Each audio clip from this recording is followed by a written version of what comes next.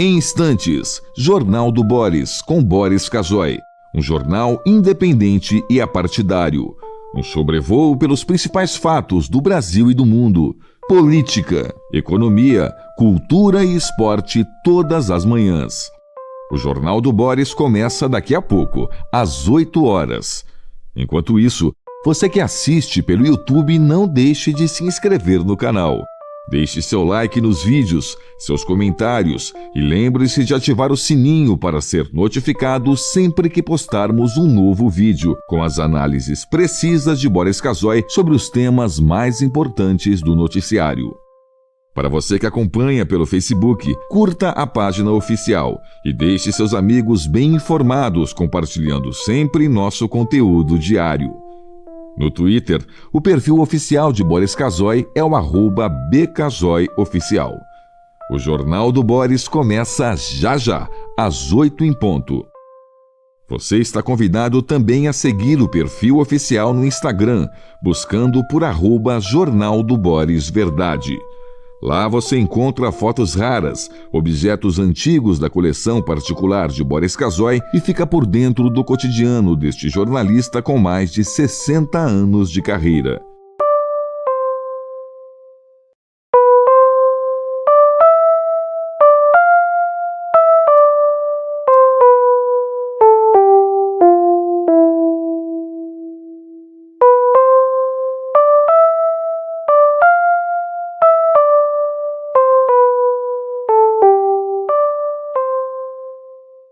Em instantes, Jornal do Boris, com Boris Casoy. Um jornal independente e apartidário. Um sobrevoo pelos principais fatos do Brasil e do mundo. Política, economia, cultura e esporte todas as manhãs. O Jornal do Boris começa daqui a pouco, às 8 horas. Enquanto isso, você que assiste pelo YouTube, não deixe de se inscrever no canal. Deixe seu like nos vídeos, seus comentários e lembre-se de ativar o sininho para ser notificado sempre que postarmos um novo vídeo com as análises precisas de Boris Casoy sobre os temas mais importantes do noticiário. Para você que acompanha pelo Facebook, curta a página oficial e deixe seus amigos bem informados, compartilhando sempre nosso conteúdo diário. No Twitter, o perfil oficial de Boris Casoy é o @bcasoyoficial. O Jornal do Boris começa já, às 8 em ponto. Você está convidado também a seguir o perfil oficial no Instagram, buscando por @Jornal do Boris Verdade. Lá você encontra fotos raras, objetos antigos da coleção particular de Boris Casoy e fica por dentro do cotidiano deste jornalista com mais de 60 anos de carreira.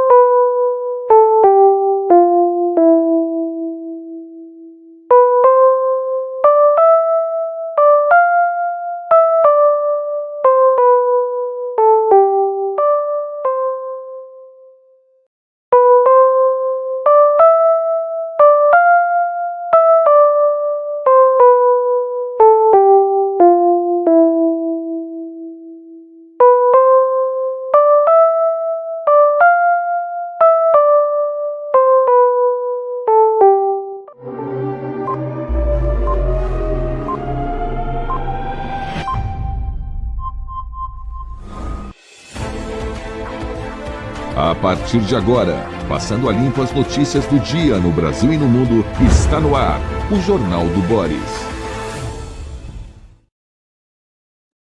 Bom dia, muito bom dia.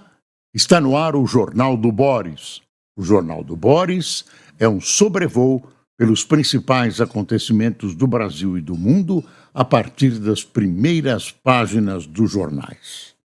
Hoje os jornais não trazem essa manchete, mas temos o presidente Lula operado durante a madrugada. O presidente Lula teve uma dor de cabeça, sentiu-se mal ontem, já durante a tarde, no Palácio do Planalto. À noite, depois de exames, constatou-se que ele tinha um problema intracraniano, que se resumia num vazamento, num problema consequente daquela queda que ele levou na segunda quinzena de outubro. Continuou vazando sangue na área do cérebro, formou-se uma poça, algo parecido, uma bola, algo parecido, dentro do crânio, e ele foi submetido a uma operação. Dá uma espiada aqui no site do Globo. Nos jornais, você não vai encontrar nada, como eu disse, porque as coisas começaram às 13h30 da manhã. Olha, após Lula ser internado na UTI, Alckmin mantém agência no interior de São Paulo. Vice vai embarcar para Brasília no fim da manhã. A operação foi realizada no Sírio-Libanês, em São Paulo. O noticiário descreve uma operação de guerra noturna para mobilizar hospital, médicos, transporte, enfim, um improviso, né, uma emergência envolvendo o presidente da República. Eu não sou suficientemente conhecedor de medicina para falar para você sobre a gravidade ou não do que está acontecendo com o presidente. O fato é que os médicos mantêm um prudente silêncio. Prometem para esta manhã desta terça-feira, uma entrevista coletiva a respeito da saúde de Lula. Ele, como em toda a operação, está internado na UTI. Isso não significa que o estado seja mais grave ou não. Toda a operação, e ainda mais uma operação dessa delicadeza que envolve o crânio, né, ele posteriormente repousa sob a atenção da UTI. Deixa eu ler o texto aqui para você. Mesmo com o presidente Luiz Inácio Lula da Silva internado na UTI para se recuperar da cirurgia no crânio, o vice-geraldo Alckmin manterá nesta terça-feira a agenda programada anteriormente no interior de São Paulo. Olha, aqui é uma notícia relativa ao Alckmin, né? O comportamento do Alckmin indica, pelo menos a gente pode deduzir, que a situação de saúde do presidente Lula não é tão grave como se possa imaginar.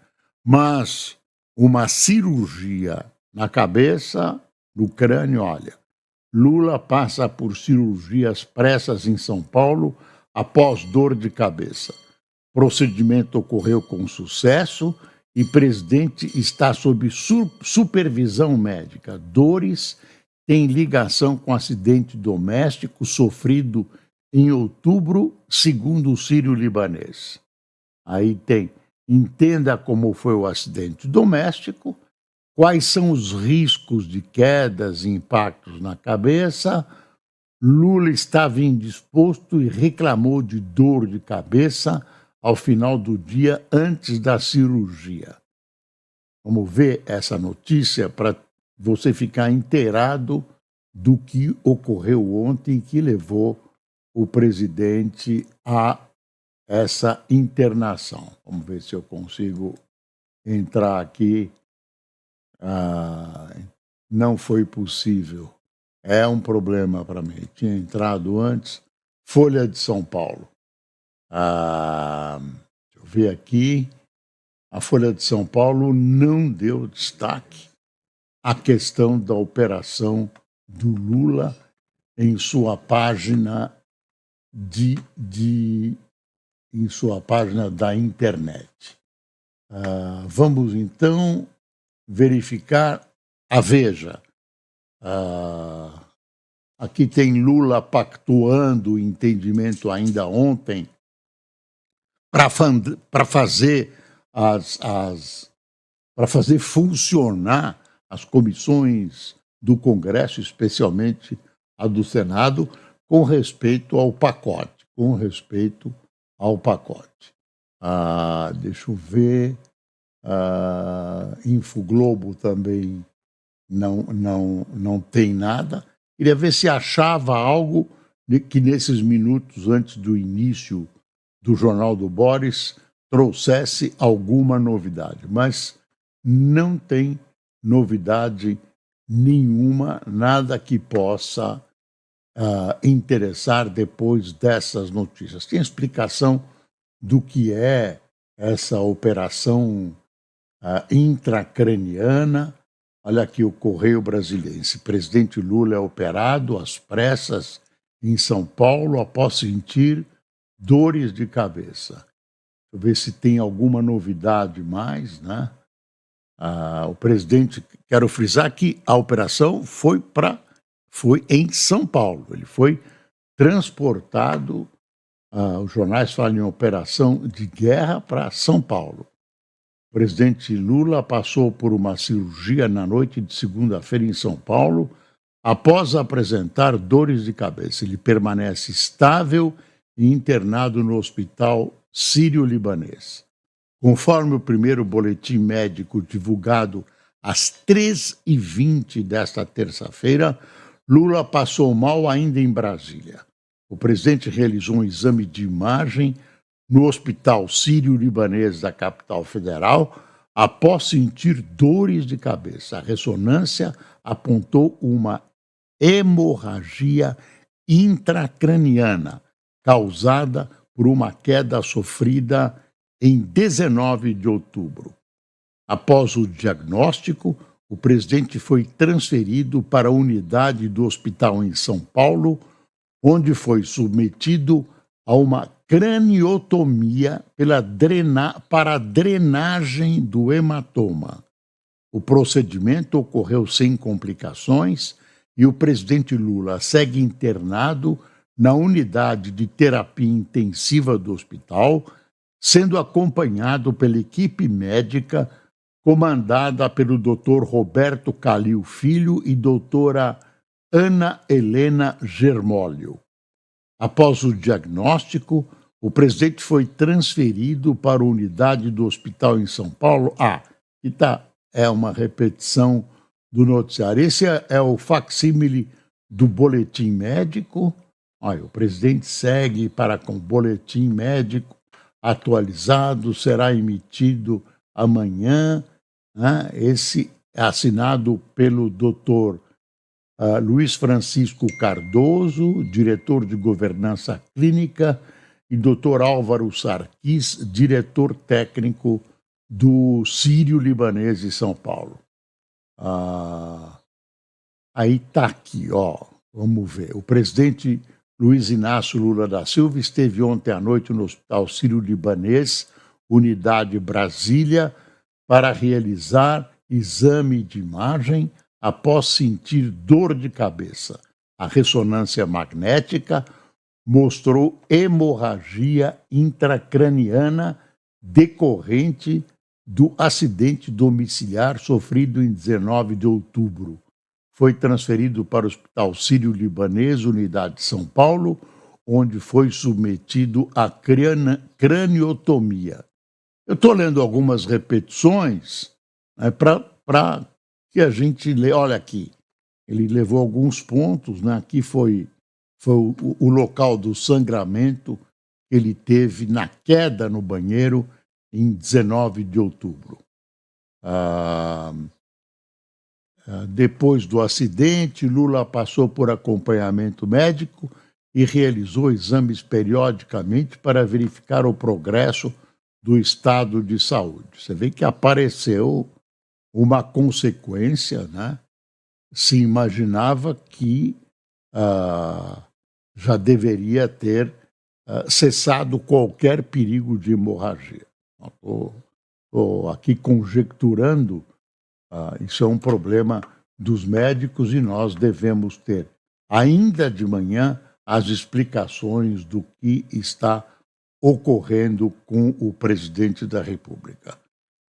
Eu acho que qualquer operação intracraniana, por mais simples que possa ser colocada para o grande público, ela é delicada, ela envolve cérebro, então a gente deve olhar com esperança, mas com suficiente preocupação. Isso não significa que o presidente esteja à beira da morte, nada disso. É uma operação, segundo dizem os médicos, essa é a orelhada, simples, mas, enfim, você vai mexer no crânio, você vai mexer no cérebro, ou perto do cérebro, enfim, algo que evidentemente preocupa. Desejamos ao presidente Lula uma rápida recuperação. Aqui o presidente está estável e sob cuidados na UTI. Eu repito, essa presença dele na UTI não significa maior gravidade. Depois de uma operação, depois de qualquer intervenção cirúrgica, o paciente passa algum tempo na UTI, quanto mais uma operação que envolve crânio, cérebro, etc.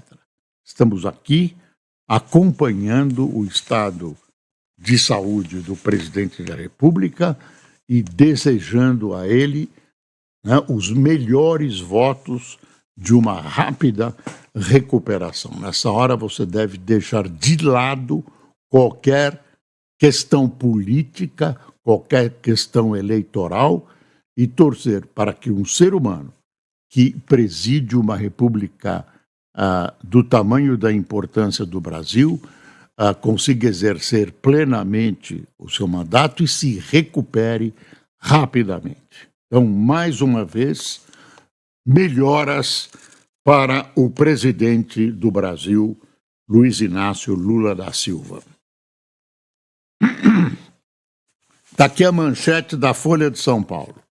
Barroso obriga Tarcísio a manter câmeras da PM com gravação ininterrupta. Decisão a derrota do governador de São Paulo, que pretendia adotar equipamentos corporais acionados pelos próprios policiais militares. O governador topou, ele era contra as câmeras, deu uma recueta, disse que tinha errado, prometeu instalar as câmeras, mudou de posição e agora sabe-se que as câmeras, pelo menos o que eu soube até agora, que as câmeras compradas têm um dispositivo que pode ser desligado pelo militar que estiver usando o dispositivo. Isso tira da polícia a perspectiva, deixa na mão do soldado, do oficial, a decisão de mostrar ou não o que está acontecendo. Quando normalmente as câmeras não devem interromper a sua filmagem, né, o seu foco nos acontecimentos que se passam diante dela, para que se tenha um registro completo, não ao alvitre, ao desejo do policial que transporta a câmara. A decisão do Barroso, né, ocorre em meio à crise na segurança paulista causada por recentes casos de violência da PM flagrados em vídeo. Barroso atendeu à ação da Defensoria Pública de São Paulo, que contesta a compra de câmeras que seriam ligadas e, portanto, desligadas pelos PMs, eles definiriam o que gravar. O ministro havia decidido monitorar a implantação do sistema que o governo diz ser mais eficiente. Em novembro, Barroso fez questionamentos e considerou as respostas insuficientes. Acabou determinando a obrigatoriedade. Gestão Tarcísio disse que analisará o caso. Olha, tudo bem, o Barroso está zelando pelo bom funcionamento da questão das câmeras, mas me fica uma pergunta lá no fundo. Eu sei que a legislação foi obedecida, o tribunal está respondendo a uma provocação, enfim, tem todo um efeito produto de uma ação legal. Agora, aqui entre nós, deveria o STF estar se envolvendo numa questão absolutamente interna de um Estado brasileiro, no caso São Paulo? Deveria estar cuidando da automatização, não do liga-desliga, de câmeras que devem ser portadas por policiais militares. Não é uma questão muito pequena, muito detalhada, uma interferência indevida ou devida por causa da legislação num Estado brasileiro. Quer dizer, sai da sua autoridade de julgador da constitucionalidade, o tribunal sai, que é uma tarefa de alto nível, né? E, de repente, desce ao nível de uma Secretaria da Segurança Pública de um governo estadual para se imiscuir, até pode ser com justiça e tal, numa questão que diz respeito ao Estado, que diz respeito ao executivo de um Estado, ao governador do Estado, ao secretário da Segurança Pública, ao comandante da PM.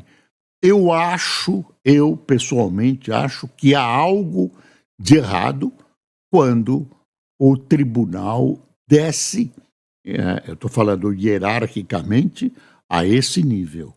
O tribunal deveria se ater na estatura, né, para a qual ele foi criado, que é julgar a constitucionalidade das leis, e não para determinar se a Câmara deve ter não um botão de liga-desliga. Eu deixo essa dúvida para você decidir. Eu não gosto, eu esperava que isso fosse uma decisão interna do governo de São Paulo. Eu acho que é essa uma das extrapolações do STF. E não foi o STF, lá um ministro, foi o presidente do STF. Então, Barroso obriga Tarcísio a manter câmeras da PM com gravação ininterrupta. Pode ser justo, mas eu não sei se é correto, se é essa uma ação e se é essa uma daquelas ações que desagrada aos outros poderes quando o STF excede as suas funções e as suas limitações constitucionais. Tem uma notícia do Lula, claro, é de ontem, ele não tinha ainda sofrido esse problema, que o levou à hospitalização e operação. O pacote fiscal da gestão Lula pode não ser votado neste ano, diante da crise das emendas parlamentares envolvendo congressistas e o Supremo Tribunal Federal. Em resposta à ameaça de deputados e senadores de enterrarem a votação, o governo prometeu liberar os pagamentos com edição de portarias. Ontem não houve quórum para análise em uma comissão. Simplesmente não houve quórum, isso é uma vingancinha. aqui entre nós, a favor ou contra, de novo, opinião personalíssima. Os senhores deputados e senadores não podem agir dessa maneira. Isso tem um nome. Desculpem os congressistas, isso é uma chantagem feita com o presidente da República. Claro, o presidente deveria politicamente reunir o número suficiente de votos e tal, mas subordinar a votação, subordinar a aprovação ou não, a votação, porque não é a aprovação. Claro que o governo quer a aprovação, mas subordinar a entrega de emendas parlamentares, pelo amor de Deus, onde é que nós estamos? Onde é que nós estamos? Desculpe, isso é uma vergonha. Dino rejeita pedidos da gestão petista e mantém as regras. Né? O Congresso apoiou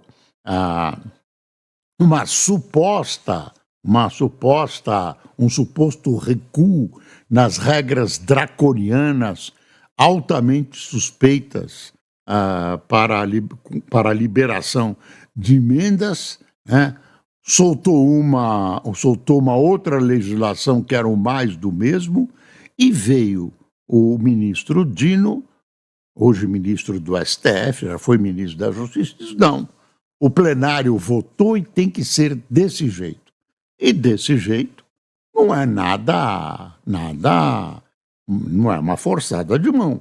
Ele está pedindo que sejam identificados os autores de ponta a ponta, em todos os casos das emendas, e que elas sejam acompanhadas e fiscalizadas. É dinheiro público. O ministro Dino tem razão. E, claro, estão escondendo alguma coisa porque tem alguma coisa a esconder. Existe algo, a gente suspeita, mas não pode afirmar, algo de obscuro no trâmite e na execução dessas legendas. Uai, onde é que nós estamos? Isso é uma vergonha. Eu me recuso a tratar isso como um simples caso político. Está embutida uma questão moral e ética nisso. De novo, repito, parece ser uma chantagem de deputados que exigem as suas emendas parlamentares executadas da maneira que eles acham correta, que eles acham a melhor. Não que a Constituição e as leis achem o melhor sistema de aplicação, etc., etc. Síria começa a transição e rebeldes falam em anistia. No primeiro dia após a queda de Bashar al-Assad na Síria, a transição começou. Governo de salvação, grupo de oposicionistas liderados pelo radical islâmico HTS, Organização para a Libertação do Levante, é a tradução dessa sigla, assumiu a administração. No entanto, a partilha de poder é incerta, pois Ahmed al-Sharaa, líder do HTS, não disse como ela se dará. Em rede social, os rebeldes disseram que as forças armadas de Assad terão anistia completa. Assad está em Moscou, em lugar incerto. A Rússia diz que não vai dizer onde ele está. Claro, há uma sede de vingança contra tudo que esse bandido, esse facínora, fez contra a própria população, inclusive usando armas químicas, e a situação na região está longe de ser resolvida. Primeiro, nós não sabemos o que os rebeldes, como se viu agora, vão fazer. Em segundo, Israel está resolveu invadir o território sírio, sob os protestos de outros países árabes, por exemplo, o Egito. Israel está invadindo na tentativa de buscar núcleos que possam ser utilizados, núcleos de armas, armas químicas, etc., que possam ser utilizados contra o seu território. Quer dizer, Israel aproveitou esse vácuo existente na Síria e está invadindo o país vizinho. Estados Unidos detiveram o suspeito de matar o CEO da gigante de saúde. Houve uma investigação muito bem feita pelo FBI, fotos, encontraram alguém, foi denunciado, com ele encontraram documentos, manifestos, uma arma que agora vai ser testada para saber se foi utilizada para matar o CEO, etc, etc. Vamos ver o que vai acontecer. Também outra coisa aqui, ataque dos Estados Unidos e Israel à Síria, isso é a visão do Estadão. Destrói alvos do Estado Islâmico, armas químicas e mísseis, isso que eu tinha relatado por você. Entrada do exército israelense em área desmilitarizada cria mal-estar com vizinhos árabes. Moscou afirma que não revelará a localização de Assad, que pediu asilo na Rússia. Você vê como aquilo que eu relatei a vocês, detalhado aqui pelo Estadão. O governo brasileiro, também informa o Estadão, retirou seus funcionários da embaixada e levou para Beirute. Beirute talvez não seja o lugar mais seguro para manter, tem sido alvo de ataques aéreos, por parte do governo de Israel. Olha, o manifesto que encontraram nas mãos daquele CEO preso, do assassino do CEO preso em Nova York, é um manifesto contra seguros de saúde. Tudo se encaminha para comprovação de que esse cara é realmente o assassino do CEO. Um fato lamentável é a morte de um grande escritor brasileiro. Deixa eu ver como é que o Correio do Povo, que é um jornal paranaense, retratou a morte de Dalton Trevisan, um dos mais competentes, morreu aos 99 anos, de causas não informadas pela família. Dalton Trevisan tem uma extensa publicação de livros, é um autor importante, né? É conhecido como Vampiro de Curitiba, que é o título de um de seus livros. Infelizmente, o Brasil perde, aos 99 anos, Dalton Trevisan. Enfim, a Folha ainda discute a questão da polícia. Politização pode ter relação com o descontrole da polícia, nada mais. E o Estadão pede a demissão do secretário de Segurança, Derrite, em editorial. Quem tomou cafezinho conosco nesta manhã de terça-feira? Eliezer Gonçalves, Guiomar Cavalcante, Bruno Siqueira, Maria Regina, Manuel Luiz, Ladislau Maier, Benjamin Plavnik, Paulo Sutili, Nério Neri Comparim, Irene Ferreira, Silmara Tonietti, Isaac Zalman, José Adelino, Lucas Cavalcante, Rosinéia Correia, de Itapeva, Minas Gerais, Santos Júnior, de Acaraú, Ceará, Gildásio Souza, de Itabuna, e José Roberto, de São João da Boa Vista. com os desejos de uma rápida recuperação do presidente Lula, encerramos hoje o nosso Jornal do Boris. Bom dia.